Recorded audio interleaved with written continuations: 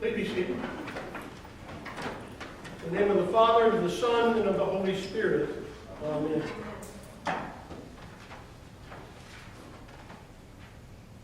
We're going to begin with an exercise of imagination. We're going to begin with an exercise of imagination. I happen to know that you guys have great imaginations. I want to invite you to use it for a moment. I'm going to give you a couple of different scenarios that I want you to imagine. If it's helpful to you, close your eyes. You don't have to if you don't want to. But I want you, in these scenarios, to allow yourselves to feel the difference in these scenarios and how they impact you emotionally. First of all, imagine. Imagine you're going up to the front door of a home. You're approaching the door of your neighbor. These are people you've waved to, perhaps, on a Sunday afternoon. You don't really know them. You might only know their first names. It's about 8 o'clock at night, and you're finally going up to the door to invite them to come to the very first annual neighborhood Christmas party, for which you've agreed to serve as the very first host. So you come to the door of the house of someone you don't really know. And as you walk up, there's no sign of anybody awake in the house or any movement in the house. You have no idea if these people even want to hear about a neighborhood Christmas party or some kind of neighborhood/church social event. You don't know if they care at all. May even have a fear of disrupting them or disturbing them. Maybe even a fear of waking them up. Consider what thoughts and feelings you might be having as you come to the door of that house. Should we interrupt? Maybe, should we even ring the doorbell? Or just knock on the door? Maybe just a light tap on the door. Maybe just hang a flyer on the doorknob and run away.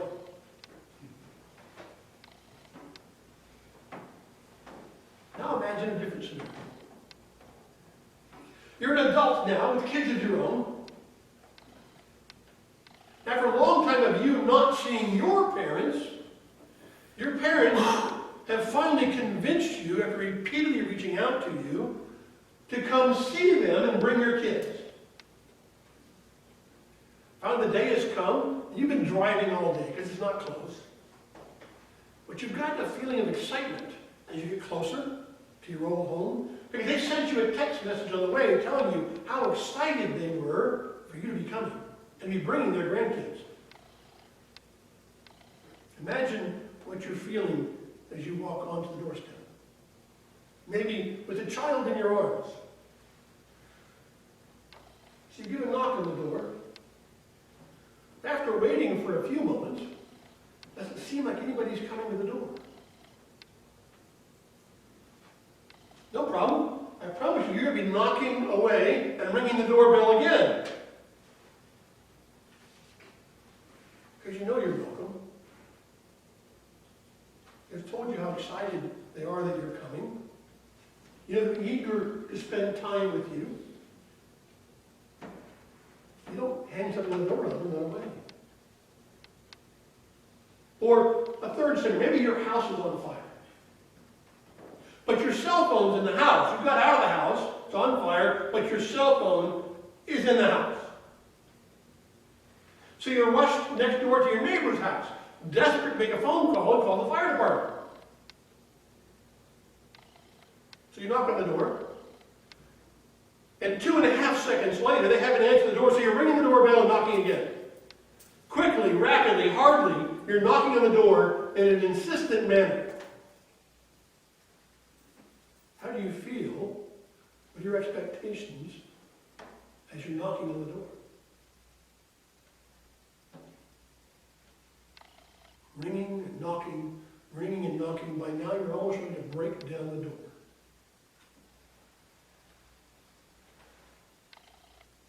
Today Jesus wants us to change our minds on how we approach God in prayer.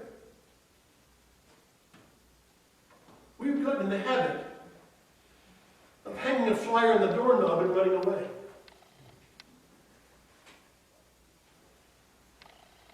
Truth of the matter is, we're approaching prayer like that first scenario, when we're hesitant, we're reluctant, we're inhibited, we're scared, we're timid, not sure if we even need to bother God, not sure if we even should be bothering God, whatever the small request might be that we have.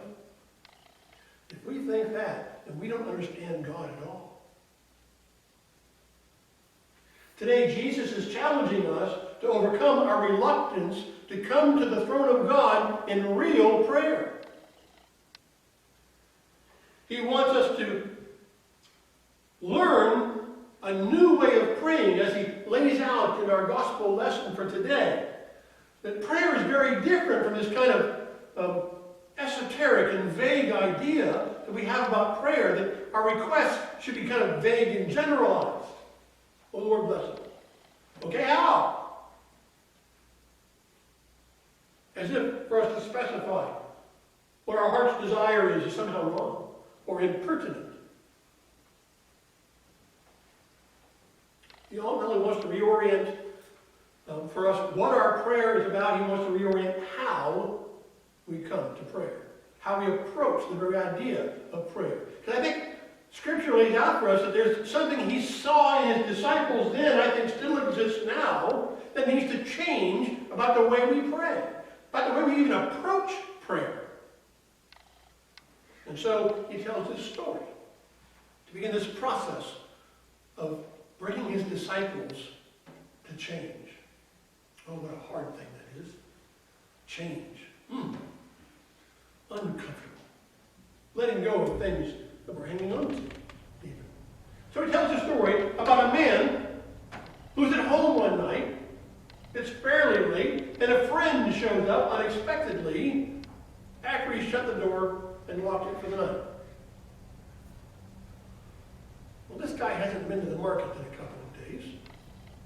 There's absolutely nothing to put in front of his friend, to eat. Who's just arrived, not because he got out of his car, but because he's been walking all day. So when Jesus lays out this scenario, everyone who's listening to him tell the story would immediately connect and understand because of the tremendously high value placed on hospitality in first century Palestine. Indeed, throughout the Middle East.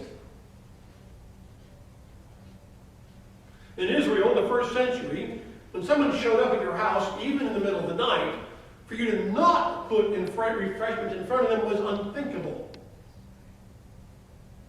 That would be the equivalent of spitting in their face when they walked into your house. It's that important.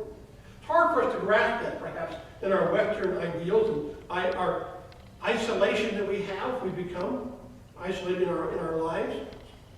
But in order for us to grasp this Middle Eastern mentality that Jesus is engaging there, you have to understand that the idea of putting food in front of somebody when they arrive at your house, not just a good idea, it is considered excellence. Excellent hospitality.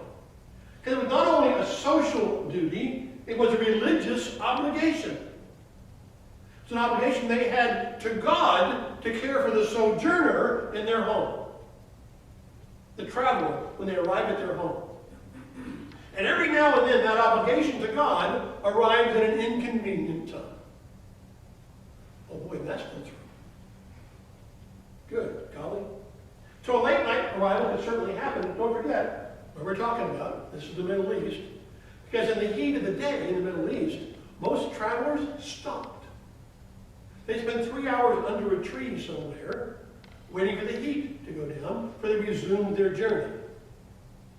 And when often they're walking a familiar path, walk long past dark to get to some place they're going. They'd avoid walking during the 3 hottest hours of the day, because only crazy people did that. So they would often arrive late at night. And what this was, with no cell phone to send a text message or an email ahead, saying, I'm almost there. They had no way to communicate their time of their arrival. They just showed up. And most of the time, people had no idea that their friends or family would even be coming through town if they knocked on the door.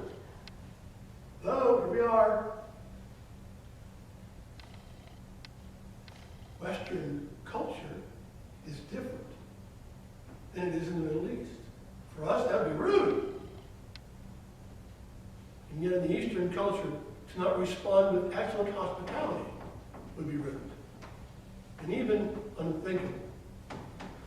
So, this guy shows up at his house, his friend shows up at his house, he's got nothing to give him. He hasn't been to the market. So he says to himself, okay, I've got a friend who lives a couple of doors down. I saw him shopping in the market today, so I'm fairly sure he's got some food. I'll go over to my neighbor, who's also my friend, and I'll ask for something so I can become a proper host, so I can show hospitality. I'm going to ask for some food. So he gets up in the middle of the night and goes over to his friend's house and knocks on the door. Hey neighbor, friend has just come to town. I got nothing to give him for food. Would you get up please and get me something so I can give some food to him? And his friend, who's in bed with his family, says, go away, we're already asleep. Okay, that makes sense. I understand that. This is not a case of the neighbor getting up, flipping on the light switch in the kitchen, opening the refrigerator, and grabbing something and handing it out the door. Not that simple. Most families lived in a house that had one room, or maybe if they were wealthy too, and if they were very wealthy, or the head of a large tribe, maybe more. So their cooking area was one corner of that room in which the whole family was asleep on a single bed or a single mat. That's the context in which that knock on the door comes in the middle of the night. So bedtime for children often was immediately after dark. Not later in the night like an adult might stay up like we do today, where we can just leave the lights turned on. Candles and oil for lights were expensive. Most people went to bed soon after dark. And not only with the kids being in the same bed with the parents, small families that might only have one or two pieces of livestock, well, the livestock came into the house at night too. Because you couldn't even outside this be stolen. They bring in their cow, and maybe their goats would be in the same one or two bedroom house with them. Context makes all the difference in the world. And so they finally extinguished their lights, and they'd gone to bed. He says, hey, we're asleep. We're all in bed. Sorry. But this guy knows he's got this obligation on him to provide for his guest. So he won't go away. He says, no. I really need the food. Please get up and help me. But if I get up, it's going to wake up everybody in the house, and the goats, and the cow. It's going to be chaos in here because it's tight. I know, I'm sorry. I really need this food. And so, the neighbor says, okay, I'm getting up. Go get your food. You probably think that God is trying to teach us that God is like this friend who will, if we just keep on knocking, will finally get up and get us something. It's not. It is not. This is not a case of where Jesus is saying if we just pester God enough, we can wear him down until he gives us what we request. It doesn't say that at all. In fact, it's telling us something entirely different, almost opposite to that. Instead, he's making it clear the point here is not to compare the neighbor to God, but to contrast the neighbor to God. If such persistence can gain the response of a reluctant neighbor, then how much more should we have boldness coming before a God who is not reluctant but eager to help us? And he makes clear to his disciples and to us, the problem of reluctance is not God's problem. It's our problem of us not being bold in asking.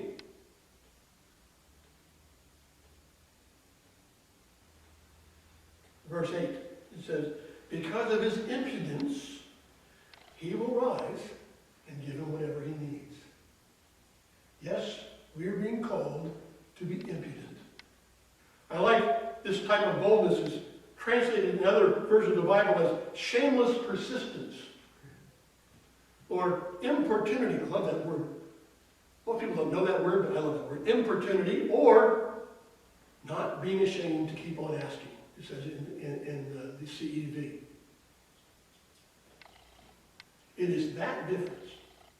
It is that difference between reluctant, embarrassed tapping on the door with a door knob hanger ready to hang and run away with. It is that difference between that and understanding what we have in God. And this understanding that we know that we're more than welcome to approach the throne of grace. We have a God who is eagerly waiting for us to come with our requests to Him. We should be compelled then by our desperate need to come and knock boldly and persistently on God's door. So what's the difference? You see, a true and successful prayer is compelled not by want, but by need. It might be our need to help someone else. It might be our need for help in our own desperate situation. It might be our need or understanding of our ongoing need just to be in the presence of the Lord and worship. But true, successful prayer is compelled not by want, but by need. Most of us would probably find, if we were bothered to think about it, the times in our lives we've been most bold in our prayers are those times in our lives we were compelled by a clear sense and awareness of our need, either for ourselves or on behalf of another. That was when our prayer was true. Tim O'Keller wrote, he said, one of the most interesting things about prayer is that prayer is an involuntary reflex of the human soul. No matter what you believe, no matter how unbelieving you are, you've prayed. Prayer is a clue, you see, to the origin of your heart. Prayer is a clue to some of the mysteries of life that you're facing right now. Prayer tells you where you come from. You see, we are by nature finite. We are by our very nature created dependent. Well, we can try to avoid that dependency. We can try to ignore that dependency, but Jesus says that our dependency is in fact our freedom. We pray when we're most desperate. Not because desperation causes us to lose sight of the way things really are around us, but because in those moments we begin to face things as they truly are. It is in our desperation we realize that we have been dependent all along, and our greatest need is for God. And being desperate strips away all the lies and reveals our need for God. When we find out that we're actually not in control of almost anything, we become aware that we are profoundly finite. When we think we're in charge, when we think that we're in control of everything going on in our life, or we're supposed to be in control of everything in our life, it's at those moments we're actually most out of control. Most out of touch with our true nature as God's creation. We're out of touch with our created humanity, which is created to be dependent upon God. When you feel desperate, when we realize how truly human we are, created to be dependent upon God. When we realize we don't have control over our own environment, when we realize that we're most vulnerable, we realize our need for God. And now, in that moment, we can pray truly. We can pray successfully. Jesus is calling us out of our reluctance to pray true prayer. Calling out of us our dependence upon generalities and vagueness in prayer. We tend to think and feel that the only times that we should really pray are for those things we can't manage on our own, only for the crisis or for the emergency. We might say at that moment, well, there's nothing left to do but pray. We've heard it said, well, at the very least, there's prayer. The least I can do is pray for you.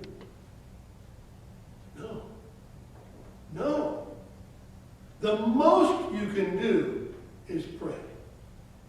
Everything else we do falls short of that.